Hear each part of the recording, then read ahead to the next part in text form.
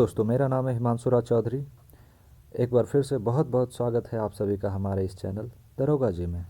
आज के इस वीडियो में हम ज्ञान बिंदु जीएस एकेडमी पटना के इंडियन ज्योग्राफी नोट्स के चैप्टर नंबर 8 को देखेंगे, जो कि इस प्रकार है: जल संसाधन सिंचाई एवं बहुउद्देशीय परियोजना। इसके पहले के चैप्टर नंबर 1 से चैप्टर नंबर 7 तक हम लोगों ने बड़े ही अच्छे से डिस्कशन के साथ सभी प्रश्नों को देख लिया है। अगर आप लोगों ने वो वीडियो नहीं देखा है तो हमारे द्वारा सभी वीडियो को इंडियन ज्योग्राफी के प्लेलिस्ट के अंदर रखा गया है, जिसका लिंक हमारे इस वीडियो के डिस्क्रिप्शन में आपको देखने को मिल जाएगा। आप सभी वहाँ क्लिक करके हमारे द्वारा अपलोड किए गए इंडियन ज्योग्राफी के सभी वीडियो को देख सकते हैं। आइए देखते हैं आज के बेहतरीन प्रश्नों को। शुरू करने से पहले अगर आप हमारे चैनल पर नए हैं तो हमारे चैनल को सब्सक्राइब ज़रूर कर लीजिए, जिससे कि हमारे द्वारा अपलोड किए गए एग्ज़ाम से रिलेटेड सभी important topics, notes, questions, discussions, mock test एवं आने वाले मटेरियल्स से आप वंचित नहीं हो पाएँ। इन सभी चीज़ों का फ़ायदा आपको मिल सके, इसीलिए हमारे चैनल को सब्सक्राइब ज़रूर कर लीजिए और बेल आइकन ज़रूर ऑन कर लीजिए। चलिए शुरू करते हैं। प्रश्न संख्या 1: पृथ्वी के लगभग कितने प्रतिशत भाग पर जल का विस्तार है? प्रश्न काफ़ी आसान है, आप सभी को पता ही होगा। जिस भी प्रश्न का आंसर आपको पता है कमेंट में फटाफट आंसर देने की कोशिश करें और अपना आंसर नोट करते जाएं। आप कितना सही करते हैं लास्ट में कमेंट में ज़रूर बताइए। आइए देखते हैं इसके ऑप्शंस को। ऑप्शन नंबर ए है 75%, बी 71%, सी 74% या फिर डी 76%। पृथ्वी पर जल की प्रतिशतता 71% है। ऑप्शन नंबर बी बिल्कुल सही है। अगला प्रश्न 2 नंबर: वृहद सिंचाई योजना के अंतर्गत कितने हेक्टेयर सिंचित भूमि के लिए योजना बनाई जाती है? ऑप्शन नंबर ए 10,000 हेक्टेयर या उससे अधिक, बी 5,000 हेक्टेयर या उससे अधिक, सी 6,000 हेक्टेयर या उससे अधिक, या फिर डी 7,000 हेक्टेयर या उससे अधिक। तो बृहद सिंचाई योजना के अंतर्गत जितने हेक्टेयर सिंचित भूमि के लिए योजना बनाई जाती है वह है 10,000 हेक्टेयर या उससे अधिक। ऑप्शन नंबर ए बिल्कुल सही है। आप सभी से एक छोटी सी आग्रह है, आप सभी नोटबुक और पेन लेकर जरूर बैठे और हमारे द्वारा कराए गए सभी प्रश्नों को अच्छे से नोट कर लीजिए, जिससे कि आगे आपके होने वाले एग्ज़ाम में सभी प्रश्न बेहतरीन साबित हो। तो प्रश्नों को नोट कीजिए और बार बार रिवाइज करते जाइए। आइए देखते हैं अगले प्रश्न को। प्रश्न संख्या 3: मध्यम सिंचाई योजना के अंतर्गत कितने हेक्टेयर तक के सिंचित भूमि को सम्मिलित किया जाता है? ऑप्शन नंबर ए 2,000 हेक्टेयर से 6,000 हेक्टेयर, बी 3,000 हेक्टेयर से 4,000 हेक्टेयर, सी 5,000 हेक्टेयर से 7,000 हेक्टेयर या फिर डी 2,000 हेक्टेयर से 10,000 हेक्टेयर।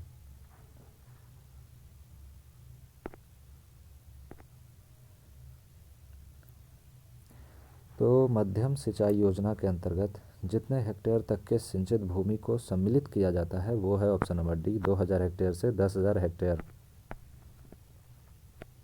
अगला प्रश्न 4 नंबर: लघु सिंचाई योजना के अंतर्गत कितने हेक्टेयर सिंचित भूमि को सम्मिलित किया जाता है?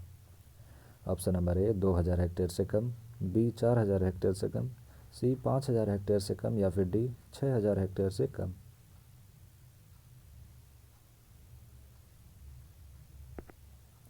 तो लघु सिंचाई योजना के अंतर्गत जितने हेक्टेयर सिंचित भूमि को सम्मिलित किया जाता है वो है ऑप्शन नंबर ए 2,000 हेक्टेयर से कम। अगला प्रश्न 5 नंबर: कुआं, निजी व सरकारी नलकूप, तालाब, ड्रिप सिंचाई आदि को किस सिंचाई योजना के अंतर्गत सम्मिलित किया जाता है? ऑप्शन नंबर ए बृहद सिंचाई योजना, बी मध्यम सिंचाई योजना, सी लघु सिंचाई योजना या फिर डी उपर्युक्त में से कोई नहीं।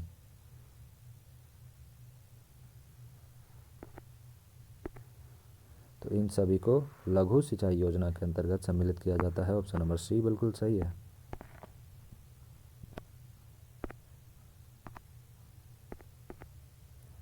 अगला प्रश्न 6 नंबर, भारत में सर्वाधिक सिंचाई किस माध्यम से की जाती है?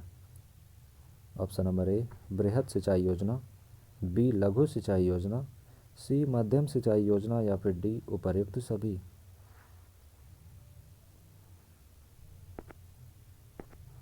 तो भारत में सर्वाधिक सिंचाई की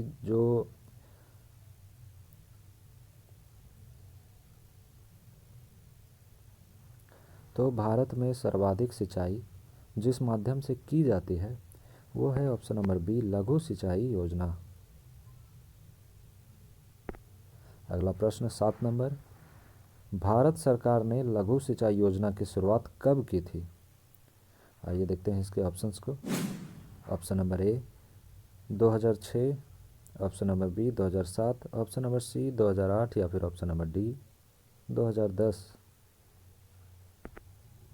तो इसकी शुरुआत 2006 में हुई थी। ऑप्शन नंबर ए बिल्कुल सही है। अगला प्रश्न 8 नंबर, भारत में सर्वाधिक सिंचाई किस माध्यम से की जाती है? ऑप्शन नंबर ए कुआं, बी नलकूप, सी तालाब या फिर डी नहर।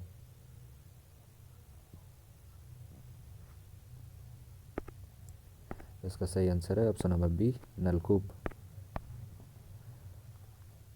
अगला प्रश्न 9 नंबर, भारत में नलकूपों की सर्वाधिक संख्या किस राज्य में है? Option number A Bihar, B Uttar Pradesh, C Madhya Pradesh या फिर डी महाराष्ट्र।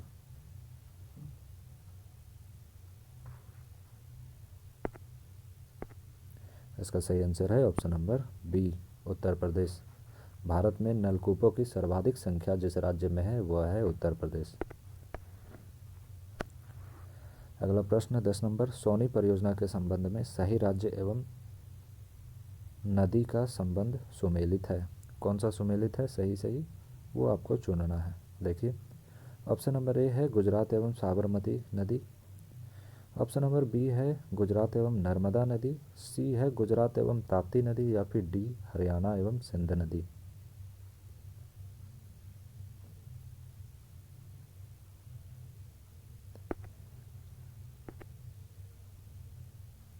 तो सोनी परियोजना गुजरात राज्य से संबंधित है और यह नर्मदा नदी से संबंधित है। ऑप्शन नंबर बी बिल्कुल सही है।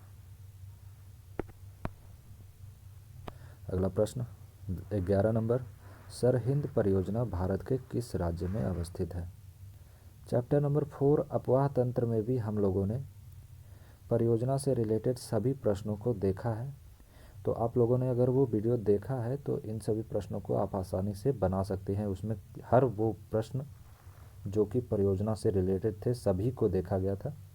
अगर आप लोगों ने नहीं देखा है तो प्लेलिस्ट का लिंक दिया हुआ है, आप सभी वहाँ से देख सकते हैं। डिस्क्रिप्शन में प्लेलिस्ट का लिंक दिया हुआ है। आइए देखते हैं इसके ऑप्शंस को। ऑप्शन नंबर ए है पंजाब, बी हरियाणा, सी गुजरात या फिर डी महाराष्ट्र। तो सरहिंद परियोजना भारत के जिस राज्य में अवस्थित है वो है ऑप्शन नंबर ए पंजाब। अगला प्रश्न 12 नंबर, पूर्वी यमुना नहर परियोजना का संबंध भारत के किस राज्य या केंद्र शासित क्षेत्र से है? Option number A Uttar Pradesh, B Bihar, C Haryana या फिर डी दिल्ली।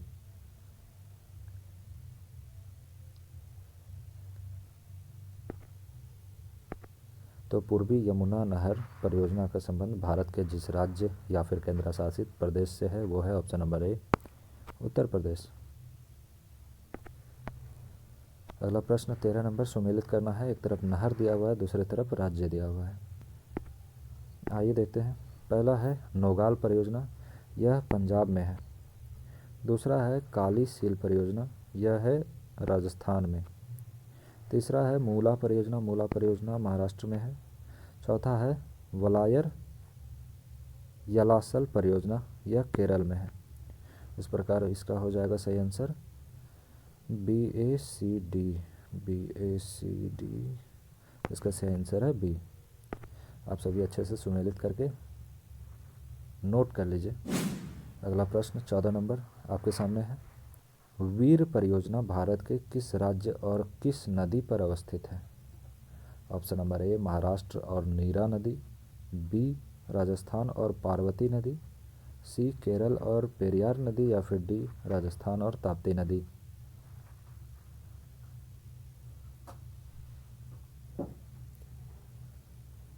तो वीर परियोजना भारत के जिस राज्य व नदी से संबंधित है वह है ऑप्शन नंबर ए महाराष्ट्र और नीरा नदी।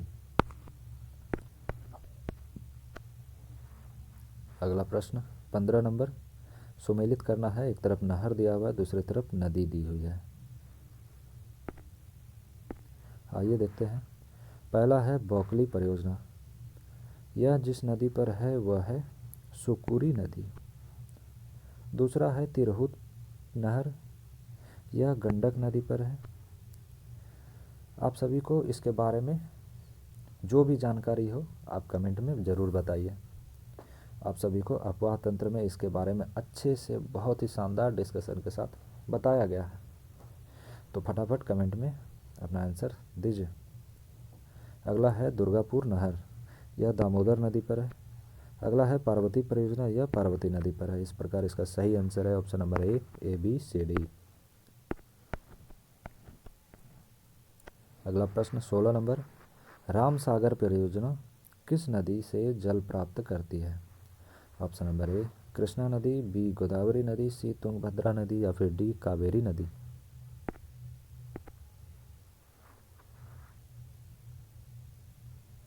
तो रामसर परियोजना जिस नदी से जल प्राप्त करती है वह है ऑप्शन नंबर बी गोदावरी नदी।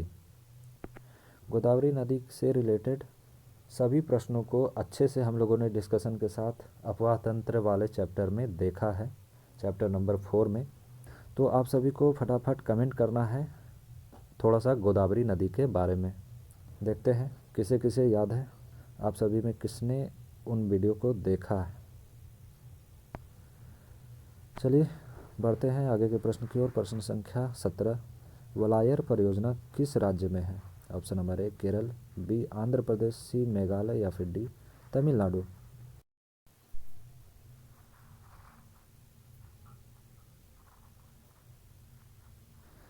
तो वलायर परियोजना जिस राज्य में अवस्थित है वो है ऑप्शन नंबर ए केरल। अगला प्रश्न 18 नंबर, नहर सिंचाई के निम्नलिखित में से क्या लाभ हैं? ऑप्शन नंबर ए पूरे वर्ष सिंचाई हेतु जल की उपलब्धता बनी रहती है, बी नहरें नदियों द्वारा पर्वतों से लाई गई उपजाऊ मिट्टी और अन्य पोषक तत्वों की वाहक होती है, सी नहरों के रख रखाव का खर्च कम पड़ता है या फिर डी उपर्युक्त सभी।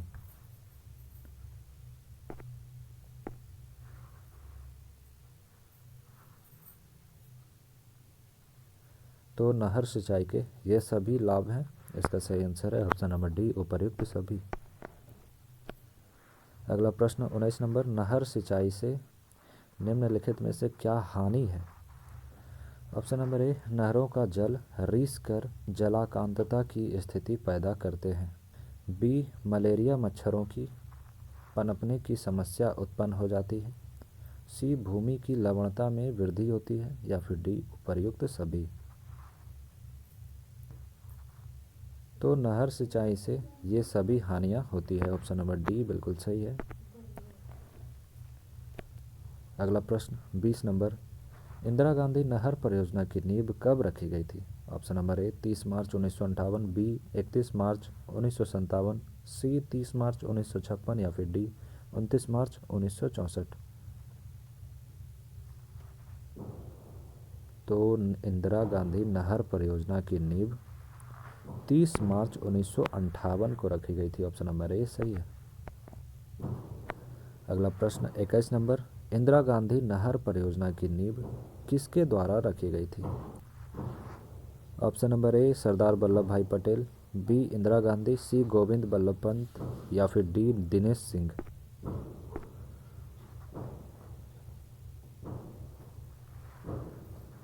तो इंदिरा गांधी नहर परियोजना की नींव जिसने रखी थी वो थे option number C Govind Ballabh Pant.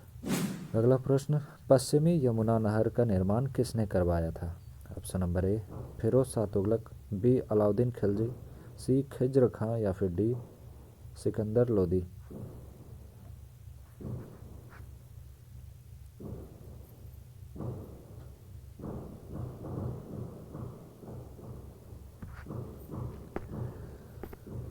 तो पश्चिमी यमुना नहर का निर्माण फिरोज शाह तुगलक ने करा था। ऑप्शन नंबर ए सही है। आप सभी कमेंट में एक बात बताइए ज़रा, सिकंदर लोदी ने किस शहर की स्थापना की थी? फटाफट कमेंट में अपना आंसर जरूर दीजिए। अगला प्रश्न 23 नंबर, जिंग किस राज्य या फिर केंद्र शासित प्रदेश की पारंपरिक सिंचाई प्रणाली है? Option number A Ladakh, B Andaman Nicobar, C Gujarat या फिर डी मेघालय।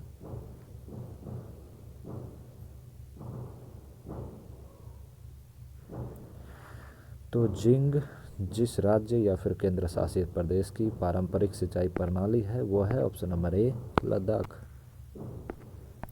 अगला प्रश्न 24 नंबर, कुल निम्नलिखित में से किस राज्य या फिर केंद्र शासित प्रदेश की पारंपरिक सिंचाई प्रणाली है? Option number A Ladakh, B Jammu Kashmir, C Gujarat या फिर डी कर्नाटक।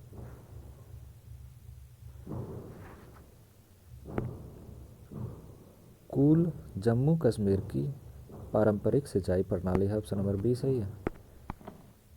अगला प्रश्न 25 नंबर, नौला निम्नलिखित में से किस राज्य की पारंपरिक सिंचाई प्रणाली है? Option number A Himachal Pradesh, B Uttarakhand, C Bihar या फिर डी मेघालय।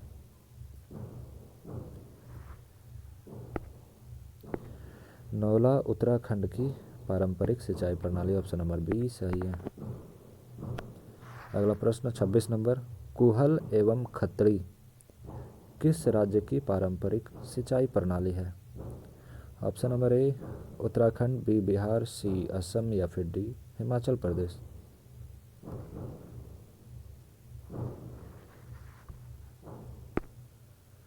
तो कुहल एवं खत्री हिमाचल प्रदेश की पारंपरिक सिंचाई प्रणाली है। ऑप्शन नंबर डी बिल्कुल सही है। अगला प्रश्न 27 नंबर, अपातानी निम्नलिखित में से किस राज्य की पारंपरिक सिंचाई प्रणाली है? Option number A Bihar, B Arunachal Pradesh, C Assam या फिर डी मेघालय।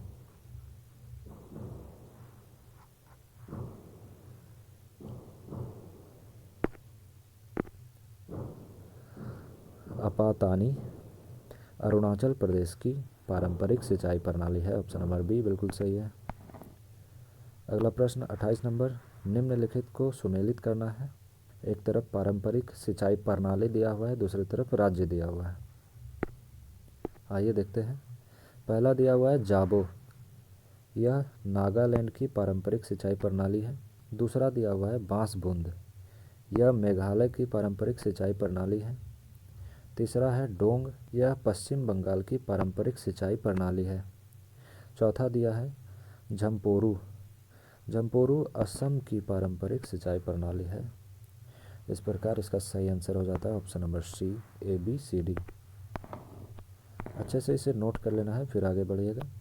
अगला प्रश्न 29 नंबर, आहर पाइन पारंपरिक सिंचाई प्रणाली का संबंध किस राज्य से है? Option number A Bihar, B Haryana, C Uttar Pradesh या फिर डी कर्नाटक।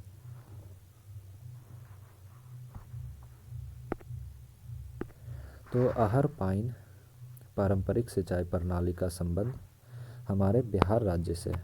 ऑप्शन नंबर ए सही है। अगला प्रश्न 30 नंबर, दीघी एवं बावली पारंपरिक सिंचाई प्रणाली का संबंध किस क्षेत्र से है?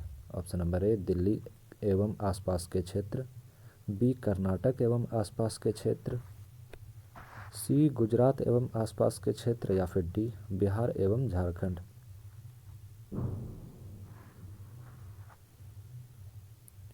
तो इसका आंसर ऑप्शन नंबर ए है, दिल्ली एवं आसपास के क्षेत्र। अगला प्रश्न 31 नंबर, कुंडा कई एवं बेरी निम्नलिखित में से किस राज्य की पारंपरिक सिंचाई प्रणाली है? Option number A Rajasthan, B Bihar, C Haryana या फिर डी गुजरात।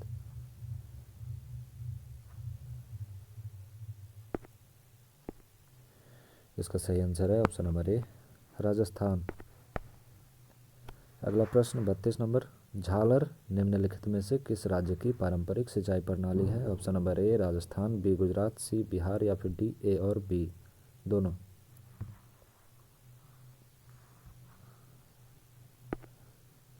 तो झालर राजस्थान की ही पारंपरिक सिंचाई प्रणाली है। ऑप्शन नंबर ए सही है। अगला प्रश्न 33 नंबर, टंका एवं खादिन निम्नलिखित में से किस राज्य की पारंपरिक सिंचाई प्रणाली है? Option number A Rajasthan, B Gujarat, C Bihar या फिर डी हरियाणा।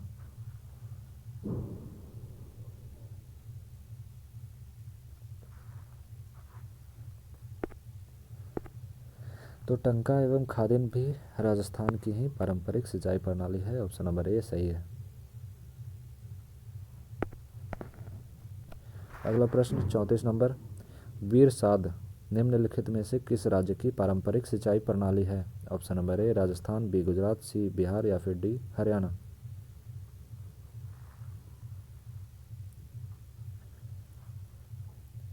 बिरसाद गुजरात की पारंपरिक सिंचाई प्रणाली है। ऑप्शन नंबर बी सही है। अगला प्रश्न 35 नंबर, निम्नलिखित को सुमेलित करना है। एक तरफ पारंपरिक सिंचाई प्रणाली है, दूसरी तरफ राज्य है। चलिए देखते हैं। पहला दिया हुआ पत। पत मध्य प्रदेश की पारंपरिक सिंचाई प्रणाली है। दूसरा दिया हुआ है मुंड। मुंड जो है उड़ीसा की पारंपरिक सिंचाई प्रणाली है। तीसरा दिया हुआ है कोराम्बू। कोराम्बू केरल की पारंपरिक सिंचाई प्रणाली है। चौथा दिया हुआ है उरानी। उरानी जो है तमिलनाडु की सिंचाई प्रणाली है। इस प्रकार इसका सही आंसर हो जाता है ऑप्शन नंबर सी, डी, ए, सी, बी। अगला प्रश्न 36 नंबर, सुरंगम निम्नलिखित में से किस राज्य की पारंपरिक सिंचाई प्रणाली है? Option number A Tamil Nadu, B Kerala, C Telangana या फिर डी कर्नाटक।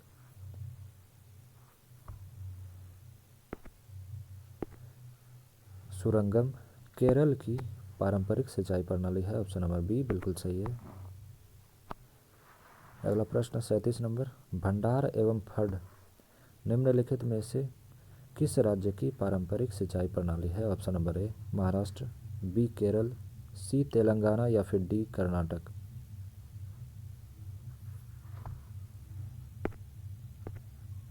इसका सही आंसर है ऑप्शन नंबर ए महाराष्ट्र। अगला प्रश्न 38 नंबर, भारत में तालाबों द्वारा सर्वाधिक सिंचाई किस राज्य में होती है? Option number A Bihar, B Paschim Bengal, C Karnataka या फिर डी तमिलनाडु।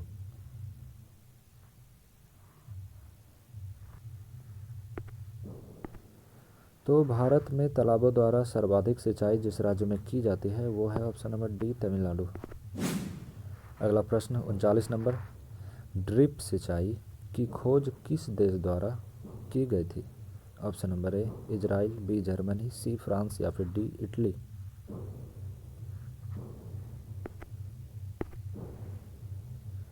तो ड्रिप सिंचाई की खोज जिस देश द्वारा की गई थी वो था ऑप्शन नंबर ए इजराइल। अगला प्रश्न 40 नंबर, त्वरित सिंचाई लाभ कार्यक्रम की शुरुआत कब की गई थी? ऑप्शन नंबर ए 1995 से 96, बी 1998 से 99, सी 1996 से 97 या फिर डी 1994 से 95। सही कर लीजिएगा, थोड़ा सा यहाँ मिस्टेक है।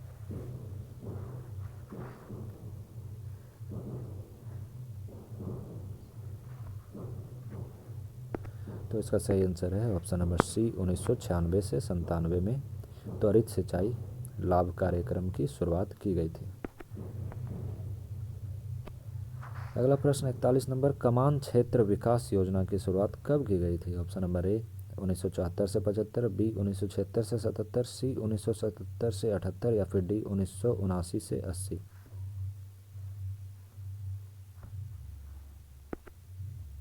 तो कमान क्षेत्र विकास योजना की शुरुआत 1974 से 75 में की गई थी। ऑप्शन नंबर ए बिल्कुल सही है। अगला प्रश्न 42 नंबर, जल गुणवत्ता मूल्यांकन प्राधिकरण का गठन कब किया गया था? ऑप्शन नंबर ए 2002, बी 2001, सी 2004 या फिर डी 2006।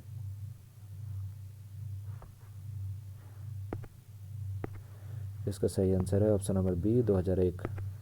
अगला प्रश्न 43 नंबर, अंतर्राज्यीय जल विवाद अधिनियम कब पारित किया गया था?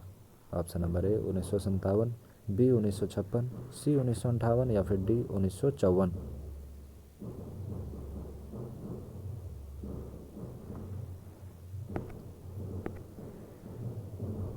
इसका सही आंसर है ऑप्शन नंबर बी 1956।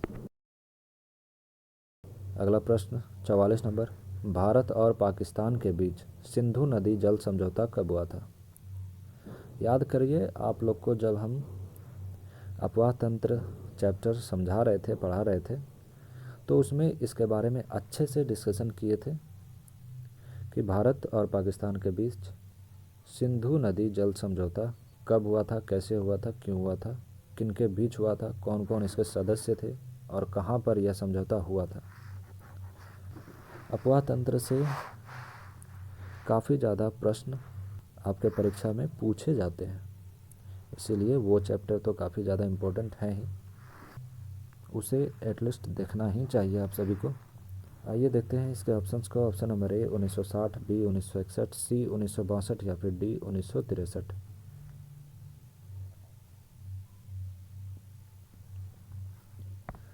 तो भारत और पाकिस्तान के बीच सिंधु नदी जल समझौता 1960 में हुआ था। पहले भी आप सभी को बता दिए थे। ऑप्शन नंबर ए बिल्कुल सही है। आप सभी में जिसने भी वो वीडियो देखा है और जिसने इस प्रश्न का सही आंसर दे दिया है, बहुत बहुत बधाई आपको। आप सभी अच्छा कर रहे हैं, ऐसे ही अपनी तैयारी को कंटिन्यू करते रहिए।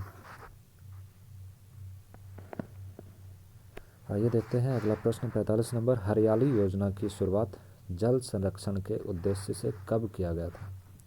ऑप्शन नंबर ए 2003, बी 2004, सी 2005 या फिर डी 2006।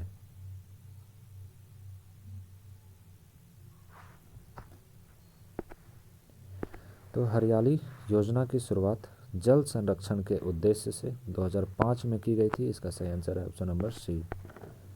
अगला प्रश्न 46 नंबर। ड्रिप सिंचाई के लाभ निम्नलिखित में से क्या है?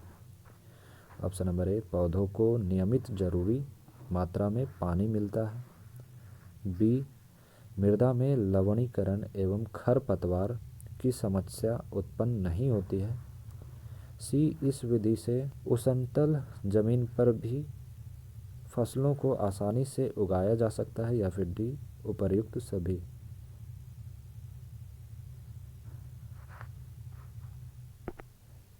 तो ड्रिप सिंचाई से ये सभी लाभ होते हैं। ऑप्शन नंबर डी बिल्कुल सही है।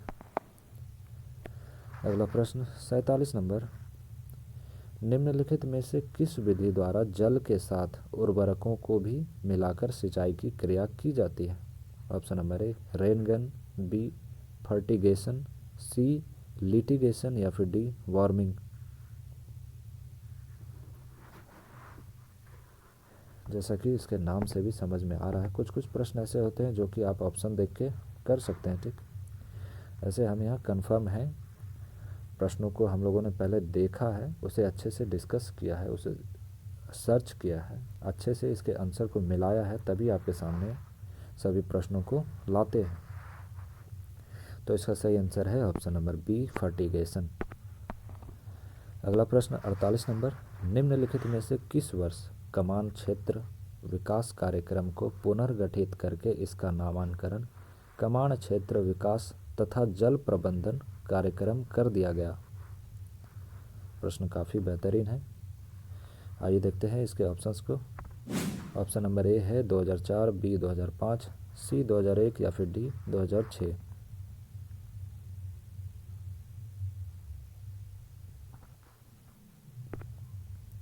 तो इसका सही आंसर है ऑप्शन नंबर ए 2004। अगला प्रश्न 49 नंबर। निम्नलिखित में से किसने बहुउद्देशीय परियोजना को आधुनिक भारत का मंदिर कहा है?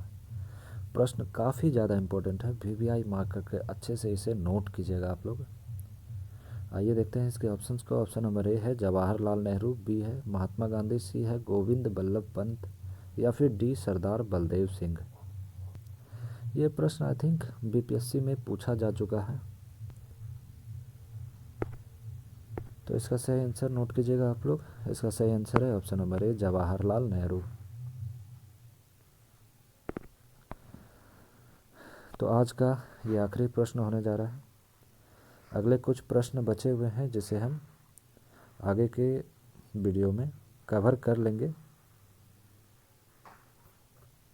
आइए देखते हैं इस प्रश्न को। प्रश्न संख्या 50। बहुउद्देशीय परियोजनाओं का उद्देश्य है। ऑप्शन नंबर ए सिंचाई, बी पर्यटन, सी जल विद्युत या फिर डी उपर्युक्त सभी। तो बहुउद्देशीय परियोजना का उद्देश्य सिंचाई, पर्यटन, जल विद्युत ये सभी है। इस प्रकार इसका सही आंसर ऑप्शन नंबर डी उपर्युक्त सभी हो जाता है। तो इसी तरह आज का ये प्रश्नों का सिलसिला समाप्त होता है। अंत तक देखने के लिए आप सभी का बहुत बहुत धन्यवाद। अगर आप सभी को हमारा ये वीडियो पसंद आता है, हमारे प्रश्न पसंद आते हैं, तो इस वीडियो को लाइक ज़रूर कीजिएगा, अच्छे कमेंट अवश्य करें और हमारे इस वीडियो को अपने दोस्तों के साथ शेयर ज़रूर करें। लेते हैं आज के लिए विदा, तब तक के लिए धन्यवाद। आप देख रहे थे दरोगा जी, मैं था आपके साथ हिमांशु राज चौधरी।